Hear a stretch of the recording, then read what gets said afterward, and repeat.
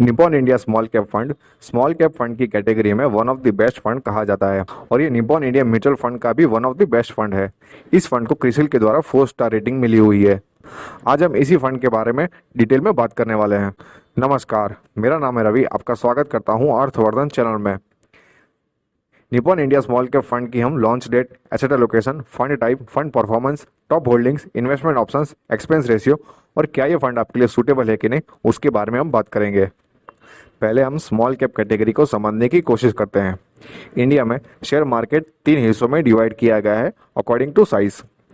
Top की 100 companies को large cap companies कहते हैं।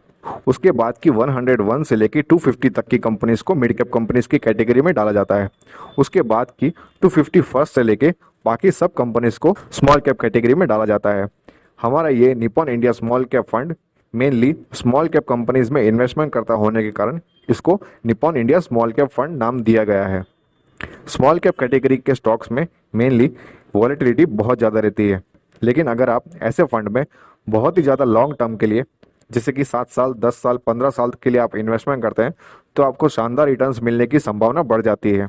आगे हम ये भी देखेंगे कि इस फंड ने किस तरीके से शानदार परफॉर्म किया है और इसके रिटर्न्स भी बहुत ही ज़्यादा शानदार है। अगर आप हमारे साथ कनेक्ट होना चाहते हो तो आप हमें टेलीग्राम, ट्विटर और इंस्टाग्राम पर फॉलो कर सकते हैं। आप हमें किसी भी तरीके का इन्वेस्टमेंट के रिगार्डिंग क्वेश्चन पूछ सकते हैं।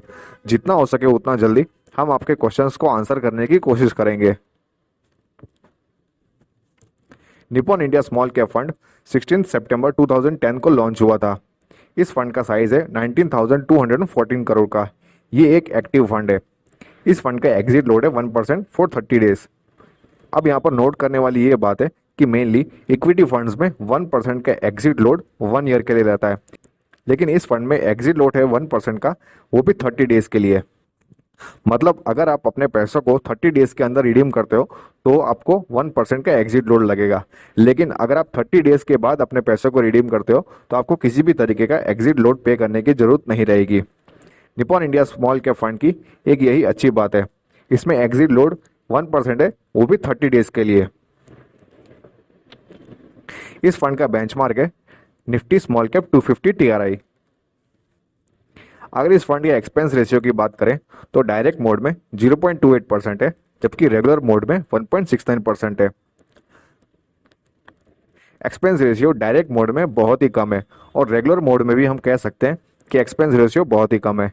इस फंड का टर्नओवर है 28%, जबकि इस फंड ने अल्फा जनरेट किया है 8.54% का, जो कि अच्छी बात है। और स्टैंडर्ड डिविएशन है 28.04%। वॉलेटिलिटी के कारण स्टैंडर्ड डिविएशन भी इस फंड में ज़्यादा है। अगर इस फंड की एसेट एलोकेशन की बात करें तो लार्ज कैप में 8% का एसेट एलोकेशन किया गया है, मिड कैप में 7% का, स्मॉल कैप में 69% का और अदर कैटेगरी में 16% का एसेट एलोकेशन किया गया है। अदर कैटेगरी में डेट पोर्शन, रिट्स और इन्वेस्ट भी शामिल होते हैं। ये एक ओपन एंडेड फंड है, मतलब आप इस फंड में कभी भी अपने पैसों को इन्वेस्ट कर सकते हो और कभी भी अपने पैसों को रिडीम कर सकते हो। अगर इस फंड की परफॉर्मेंस की बात करें तो एक साल में इस फंड ने अराउंड 48.46% का रिटर्न दिया है, 3 साल में 30.81% का रिटर्न दिया है, 5 साल में 20.60% का, 7 साल में 20.90% का, और ये फंड जब से लॉन्च हुआ है तब से इस फंड ने 26.23% का रिटर्न दिया है। जैसे कि मैंने आपको वीडियो की स्टार्टिंग में बताया था, इस फंड का परफॉर्मेंस भी बहुत ही शानदार है, लेकिन ऐसे अच्छे रिटर्न्स पाने के लिए आपको लॉन्ग टर्म के लिए ही इन्वेस्टमेंट करना चाहिए। इन्वेस्टमेंट के तौर पर बात करें तो अगर आपने 1 लाख रुपए 1 साल पहले इन्वेस्ट किया होता तो आज उसका वैल्यू होता 1.48 लाख रुपीज़। 3 साल पहले अगर आपने 1 लाख रुपए इन्वेस्ट किया होता तो आज उसका वैल्यू होता 2.24 लाख रुपीज़। 5 साल में 2.55 लाख रुपीज़, जबकि 7 साल पहले अगर आपने इन्वेस्ट किया होता 1 लाख रुपए तो आज उसका वैल्यू होता 3,78,000 रुपये। SIP के तौर पर बात करें तो अगर आपने 10,000 रुपीज़ पर मंथ की SIP स्टार्ट करी होती तो एक साल में आपका इन्वेस्टेड अमाउंट होता 1.2 लाख रुपीज़ और आपका रिटर्न होता 1.38 लाख रुपीज़। 3 साल में इन्वेस्टेड अमाउंट 3.6 लाख रुपीज़ और आपका रिटर्न होता 6.93 लाख रुपीज़। 5 साल में इन्वेस्टेड अमाउंट 6 लाख रुपीज़ और आपका रिटर्न होता 12.32 लाख रुपीज़। 7 साल में इन्वेस्टेड अमाउंट 8.4 लाख रुपीज़, जबकि आपका रिटर्न होता शानदार 20.68 लाख रुपीज़। अगर इस फंड के सेक्टर होल्डिंग की बात करें तो कैपिटल गुड्स में 12.39% की सेक्टर होल्डिंग है, केमिकल सेक्टर में 11.72, टेक्नोलॉजी सेक्टर में 11.49, कंज्यूमर स्टेपल्स में 10.68%, फाइनेंशियल सेक्टर में 9.49% और सर्विसेज सेक्टर में 5.96%। इस फंड के टॉप 10 स्टॉक्स होल्डिंग की बात करें तो NIIT में 3.28% का होल्डिंग है, ट्यूब इन्वेस्टमेंट में 2.79%, KPIT टेक्नोलॉजीज में 2.5%, दीपक नाइट्रेट में 2.43%, बलरामपुर चीनी में 2.42%, नवीन फ्लोरिन में 2.1%, पूनावाला फिनकॉर्प में 1.99%, क्रेडिट एक्सेस ग्रामीण में 1.9%, बिरला कॉरपोरेशन में 1.75% और बजाज इलेक्ट्रिकल्स में 1.7% का इस फंड में स्टॉक होल्डिंग हमें देखने को मिलता है।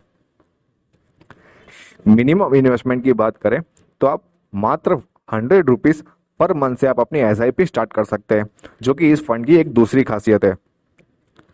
और अगर आपको लमसम इन्वेस्टमेंट करना है तो 5000 रुपीज़ से आप अपना इन्वेस्टमेंट स्टार्ट कर सकते हैं। इस फंड के मैनेजर हैं समीर राज, जिनको 23 साल से भी ज़्यादा का एक्सपीरियंस है। निपॉन इंडिया म्यूचुअल फंड को ज्वाइन करने से पहले वे हिंदुजा फाइनेंस, MK रिसर्च और एविकॉन रिसर्च के साथ में काम कर चुके हैं। इनका स्पेशलाइजेशन है मिड कैप और स्मॉल कैप स्टॉक्स में। अगर इनकी एजुकेशन क्वालिफिकेशन की बात करें तो इन्होंने अपना BCom कंप्लीट किया है VG वाजे कॉलेज मुंबई से। अब मेरा क्या मानना है इस फंड के बारे में वो मैं आपको बताता हूँ। अब अगर आपको इस फंड में इन्वेस्टमेंट करना है तो आपको वेरी लॉन्ग टर्म का विजन लेके चलना पड़ेगा।